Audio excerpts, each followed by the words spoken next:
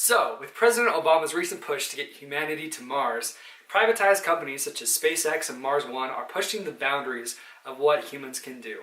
With more technologies coming, it seems that interplanetary travel is becoming a real possibility. So if you're one of those brave adventurers who are hoping to be among humanity's first to step foot on Mars, here are some things to know before you go.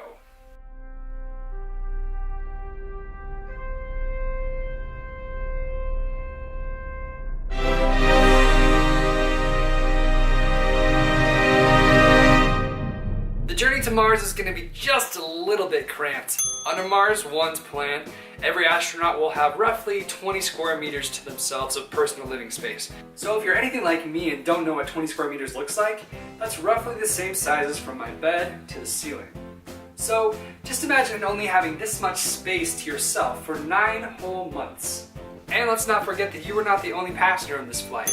Not only will it be cramped as nobody's business, you'll be all up in each other's business. You're going to need to like your fellow passengers a whole lot and have incredible people skills in order to survive this journey. Let's put it this way. Have you ever been stuck in a car on a road trip with your relatives and wished you could be almost any place else?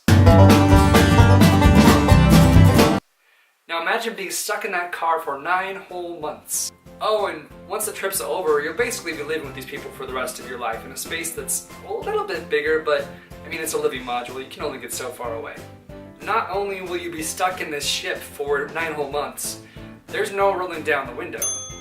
I mean, it makes sense, it's space, of course, you can't just roll down the window, but we're talking no fresh air, probably ever as long as you live. Because once you get to Mars, the only way you'll ever be outside is inside of a spacesuit. You'll never get to go outside ever really again. So if you're claustrophobic, I'd probably sit this one out. And while we're talking about not being able to roll down the window and get some fresh air, let's just talk about showering for a minute.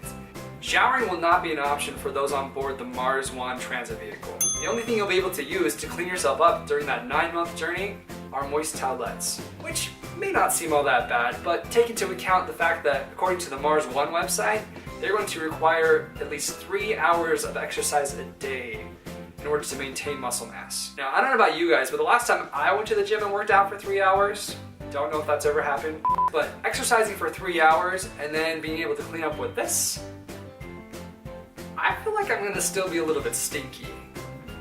That's going to be an issue for me, especially if I'm in a tiny little space with a lot of stinky people. And of course, there's always air filtration, so maybe we'll get rid of the smell. I don't know.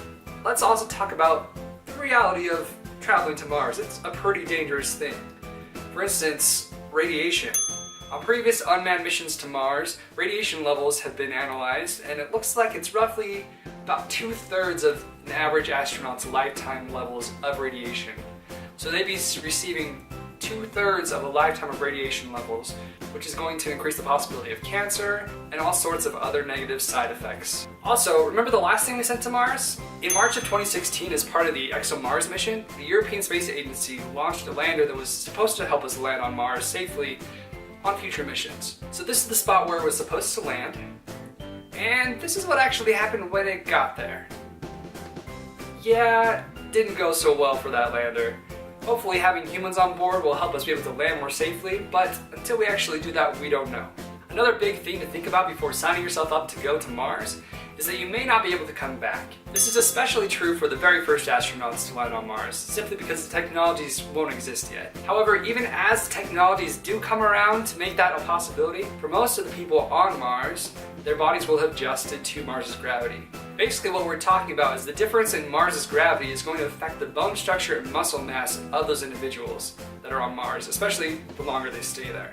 Because of this, their body will adjust to the gravitational pull of Mars in ways that will make it unsustainable for returning to Earth. Now, I've said a lot of negative things about traveling to Mars in this video, but that doesn't necessarily mean that I don't think it'd be super epic for us to do it.